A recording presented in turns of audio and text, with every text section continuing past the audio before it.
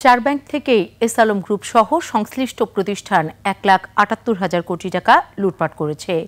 BFIU থেকে পাওয়া নথি বিশ্লেষণ করে এই তথ্য পেয়েছে দুর্নীতি দমন কমিশন দুদক।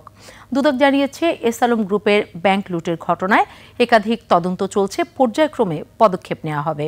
বিস্তারিত সুমাইয়া খানের রিপোর্টে। আওয়ামী লীগ শাসনামল জুড়ে ক্ষমতার প্রভাব খাটিয়ে একের পর এক ব্যাংক দখলে নেন এস আলম গ্রুপ। পরে ঋণের নামে হাজার হাজার কোটি টাকা লুটপাট করে। এস আলম গ্রুপের নিয়ন্ত্রণে থাকা ব্যাংকগুলোর নামে বেনামে লুটপাটের ঘটনায় অনুসন্ধান করছে দুদক।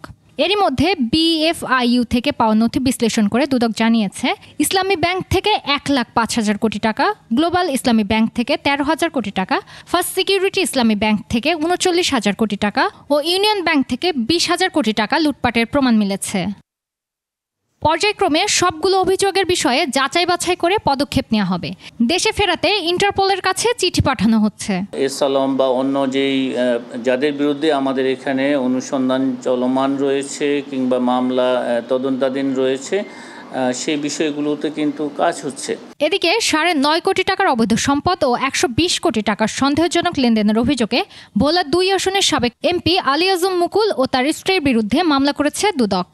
জ্ঞাত আয়ের উৎসের সাথে অসঙ্গতিপূর্ণ সম্পদ অর্জন পূর্বক ভোগ দখলে রাখা, এই কারণে তার বিরুদ্ধে দুর্নীতি দমন কমিশন আইন 2004, দুর্নীতি প্রতিরোধ আইন 1947 এবং মানি লন্ডারিং প্রতিরোধ আইন 2012 এর সংশ্লিষ্ট ধারায় একটি মামলা রুজুর সিদ্ধান্ত গৃহীত হয়েছে।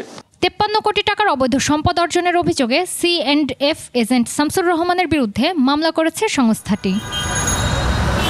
সুমাইয়া খান, 21 টেলিভিশন, ঢাকা।